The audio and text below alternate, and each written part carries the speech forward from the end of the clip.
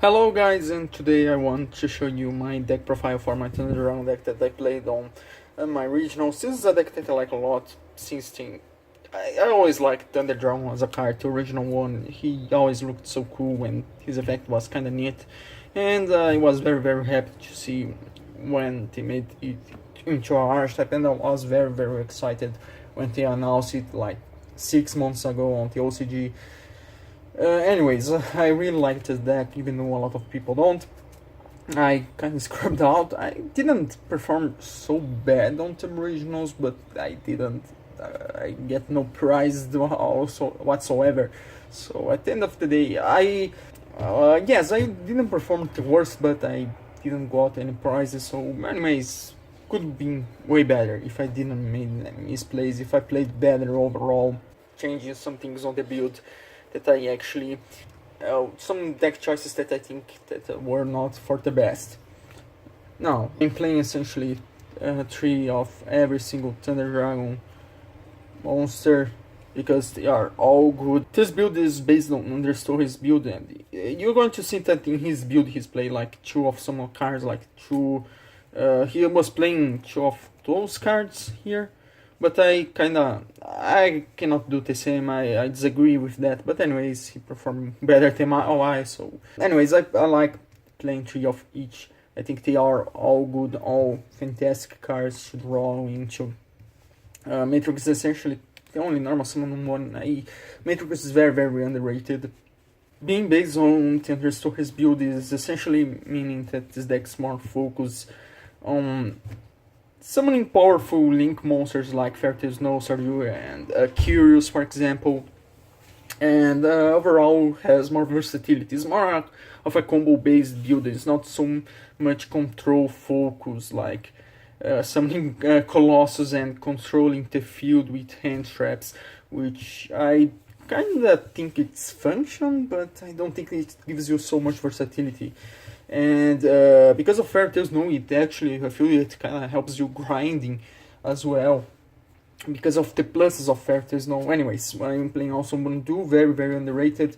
Some people don't play him at all, which is totally incorrect. I only play one BLS type of monster, that banishes 1 dark and 1 light to summon himself, which is dual, because he's searchable, and every single time that you summon him, you're going to get a lot of pluses by banishing Matrix and Roar and even Thunder Dragon Dark sometimes. You're going to get a lot of pluses. People don't play him because they think it's dead, but it's a bad card, but you get so much pluses that you would not get otherwise if you don't play this card. Very underrated card. A lot of people simply think he's bad for no good reason. I'm playing 2 Solar and 2 Phantom Sky Blaster. The reason is not that, I just play 2 Phantom Sky Blaster because if I play 3 I'm going to draw more often into 2 copies of Phantom Sky Blaster. This is all for reason. This is almost never happens. You almost never draw into 2 cards of the same, 2 copies of the same 3 off card. This almost never happens, so this is all for argument. I'm just playing 2 of each because this essentially means that we cut on normal summons, because we either want to open with Solar or with Phantom Sky Blaster. We don't want to open with, and boosting those 2 cards to 3 each makes so it happens more often that you drew into 1 Solar and 1 Phantom Sky Blaster, which is only good when you drew into Brilliant Fusion. So yes, but although I think, looking back now, even if you end up with one extra dead card in your hand, I may be considering on boosting both of those cards at 3, because every single time that I opened them, it was fantastic. Maybe not so much Solar. Solar is very good on the pure build, but I mean, this is not like a non-pure build, but it plays on some cards that are not underground cards. But anyways, Phantom Sky Blasters was absolutely ridiculous every single time that I open him. I'm considering boosting Phantom Sky Blaster even more than boosting Battery Man Solar. At first glance, I didn't like Phantom Sky Blaster because I thought it didn't have many synergy with the deck. Why I would summon Link monsters and giving up my Thunder Dragon monsters, but because of Brilliant Fusion and extenders in general, Phantom Sky Blasters is absolutely fantastic. I'm playing 2 Mothman. If I didn't want to spend money, $30 on Danger Tsunoko. This is essentially the 4th best Danger monster, the other 3 being Tsunoko, first of all, and then Nessie, and after that Jackalope. If I want to spend some money, maybe I would buy like 2 Tsunoko and 2 Jackalope maybe. Even though his discard effect is not the best, it's still decent. You discard a card and draw a card. It helps you unbreaking your hand. For example, discarding a dead Thunder Dragon Dark or Roar in your hand and then reviving with Hawk. This can help you a lot on unbreaking hand. If you have the money, play Tsuchinoko instead, but Mothman is kind of a decent budget option. I'm playing 2 Wyver Burst and 1 Collapse Serpent, absolutely amazing cards. Collapse Serpent, not so much when you open with it.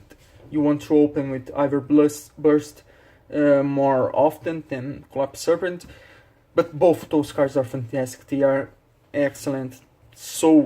Such a good extender, so many pluses you get just from them, it's ridiculous. Amazing cards. If you never ask them, play at least on this ratio, man, they're amazing cards. 1 Denkoseca and 1 Fairy Snow. Denkoseca for targets like Thunder Dragon Duo and Fusion. Fairy Snow to send with Brilliant.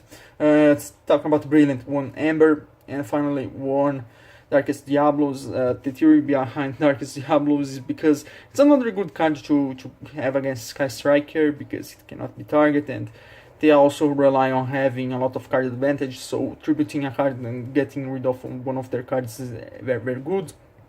And they also have Recursion is a good card at grinding, because when you tribute a Dark or a Roar, you can summon him. Never summon him any single time in the tournament on my regionals. There was sometimes that I could actually summon him, but I forgot. As weird thing that didn't cost me the game. The games that I lost was because of way worse reasons, like misplaying. Kind of a deck option maybe, but I never summoned him.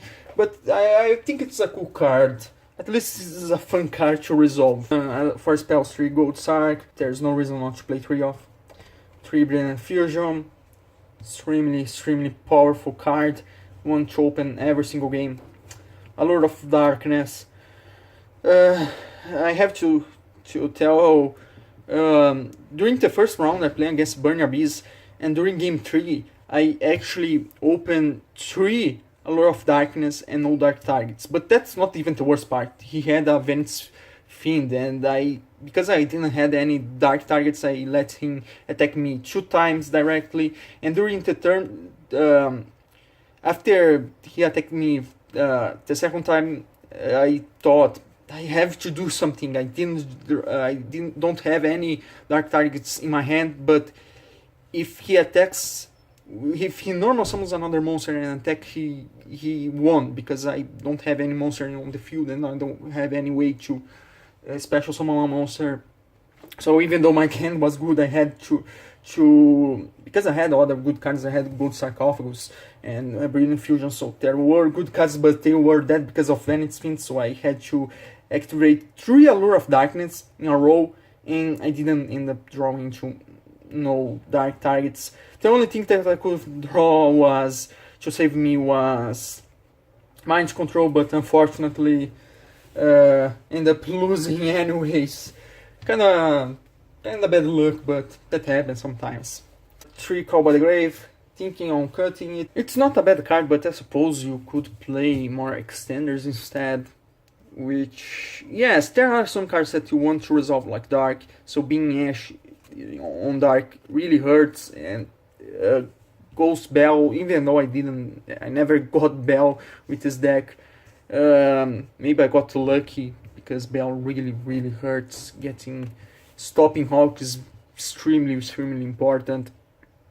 And also Drawn Lockbird. Drawn Lockbird is absolutely ban worthy card because it's a floodgate in a form of a hand trap, so it's a very strong card. But I suppose you could play more of danger monsters, which are also extenders, and if the opponent didn't run into hand traps, having danger monsters is better overall than having Call by the Wave. True Fusion, you almost only resolve at most 2 fusions in a game anyways. Never had any game that I would resolve 3 fusions. True Cosmic, just because I like Cosmic instead of Twin Twister. I was expecting a lot of back row decks, and that actually happened. At least I got this right. And I actually think that Cosmic Cyclone is a very good card. I prefer it over Twin Twisters because it's more versatile and it's better going first. You can set this card and have an interruption. I prefer even Mystical Space Typhoon over Twin Twister actually. And finally, I just play one trap, which is essentially a win condition by itself. So this is the only reason I'm playing this card, because this is a more combo based build. Anyways, it's more focused on comboing off instead of summoning Colossus and then relying on hand traps. Because this deck, as you can see, I'm not playing any hand traps here. I don't feel the necessity on playing hand traps on this format, unless you're really sure you're going to face Rongo, which wasn't the case. There was some Rongos at my regionals, but I didn't face any of them. And I would prefer getting the game 1 loss and then winning with side deck, and then instead just make my deck worse against the matchup that happens more often, which is Sky Strikers. Sky Strikers is more dominant matchup, so why I would play hand traps that are kinda worthless against Sky Strikers, just to make my Rongo matchup a little bit less awful. Not even make it good, because hand traps don't even make the Rongo matchup good. It just make it less worse. Why I would play that? Anyways, Eradicator Epidemic Virus is so retarded. Why we have virus cards in the games? Those cards are essentially 1-card hand loops, and yes, they are not good cards in the sense that the only reason why virus cards in general are not good is because you don't know if the opponent is playing a deck that, for example, doesn't have monsters with high attack or monsters with low attack, if they float when destroy or things like that. So virus cards are very matchup dependent, and Eradicator Epidemic Virus is the least. It's the virus card that will hit most decks. And anyways, I hate every single virus card. Why we have 1-card hand loops? Virus cards never add nothing good to the game. Virus cards don't make the game more fun. Why they keep creating those cards? It's not the fact that they are the most broken cards whatsoever. They are not broken. They are not even good right now. But they are retarded. Why? They don't make the game more fun. Why keep creating those cards? Anyways, rental aside. For the side deck, and yes, I'm playing a 46 main deck count. 3 Colossus, 2 Titan, very self-explanatory, and the only other fusion is Wrath Knight. No, not Prisma, because Prisma I feel it's a better card when you have 2-card combos, but if you open like with Brilliant Fusion plus 2 other cards that you can combo off, Wrath Knight is way better. It's essentially a Flesh Burrow for Fairy Tail Snow. That's the only thing that it matters. And overall, I don't miss Prisma Aura. I think that Seraph Knight is better overall. Because you are going to have other 2 cards to combo off most often. It rarely happens that you're going to have like Brilliant Fusion plus just I don't know what, just a Hawk, for example. This is very that won't happen very often, even more so when you aren't even playing hand traps. So I think Seraph Knight is way better, at least when in these senses, and that's why I don't play Prisma Aura, because when I have a deck that is focused on 3-card combos, why play Prisma Aura? That's a card that works better when you have 2-card combos. For links, one Link Spider, Link Rebo and Link Spider. Linkuriboh is... You only have Matrix as a target for Linkuriboh, but Linkuriboh helps you making Curios because you can summon a Matrix from your deck with summon sources and then link into Linkuriboh and get a Cyberse monster. Also, it has a cute interaction with Hawk, because if you open with those two cards as combo cards, you can normal Matrix, link summon Linkuriboh, search another Matrix, and then Hawk, summon Matrix, summon Colossus, etc, etc. So I kind of think it's also cute.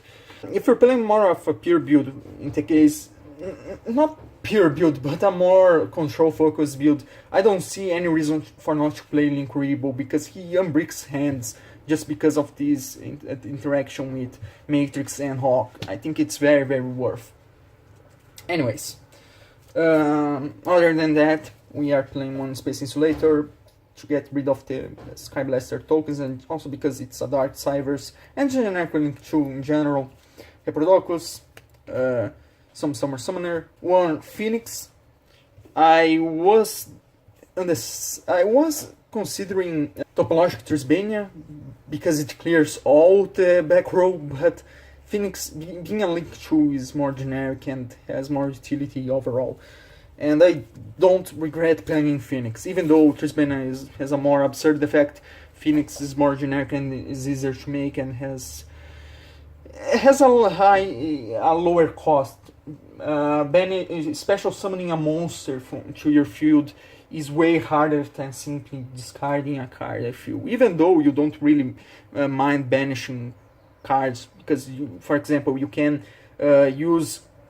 Overall, I don't regret playing Phoenix, just because of how more generic he is. And finally, for the most powerful links in the extra deck, Curious, Summon Sources, and Sageruia. Curious is to send Darkest Diabolos and Fairy Tail Snow when you don't open Brilliant Fusion, so very powerful card. Sometimes you actually send Thunder Dragon Monster because you need. Summon Sorcerers helps you unbreaking hands and make more powerful boards. Sometimes you don't even open, you just open with a Matrix, but you normal summon Matrix and as Summon Sources can point to, and then get access to Roar or Dark, which is extremely cool. And Sageruia is... it's the safest option of those three, because you can easily... I feel that Sageruia is a card that's less susceptible to hand traps thanks to it being... it's easier to chain block. For example, you're going to most likely summon Sageruia using 4 monsters, and most likely one of those monsters are either the mini Chaos monsters, or a Dark, or any Thunder Dragon monster really. So you can chain block Sageruia or even your Thunder Dragon cards, which is extremely powerful. So Sageruia is the safest option. Summon Sources, I feel it's like, if you want to wombo combo Summon Sources, of course, it's the better card. For the side deck, 3 Lancia, 3 Effect Veiler, I'm just playing this for combo decks. You activate this, the opponent cannot banish PK monsters anymore, so this is actually kinda good, I feel. And Effect Veiler was just... I didn't have any other hand traps that I felt was good. Maybe if I had Ash Blossoms, I would play Ash Blossoms instead. 3 Mind Control, very nasty card. I don't like this card in the game, in the sense that it feels such a nasty card, not because it's a bad card, don't get me wrong, this card is amazing. It's essentially, it became a side deck staple, every deck's playing 3 Mind Control, but I feel it's such a nasty card just to steal the opponent's monster and then go into a link with it. I really think it's a nasty card. Good card, excellent card, but nasty nonetheless. 3 Forbidden Lance, just to counter Mind Control, essentially, because most decks play Mind Control and you are essentially side decking Forbidden Lance to counter their side deck options, which most likely is Mind Control. And also Sky Strikers, it's good against Anchor. 1 Cosmic, just to finish the 3 Cosmics, and 2 Red Reboot. Red Reboot's amazing card, helps so much against trap decks. When you resolve a Red Reboot, it's hard to lose from there. Even if you don't OTK, sometimes you win just because you negate something like, I don't know, Altergeist, third trap that searches other Altergeist monsters. If you negate that card with red reboot and then proceeding popping that card, this can help you winning the game, because it's very important for them to having that trap card that searches the rest of their deck. So I hope you enjoyed the video. That's it for today. I'm going to make some test hands on a separate video because this is already too long. But anyways, thank you for watching.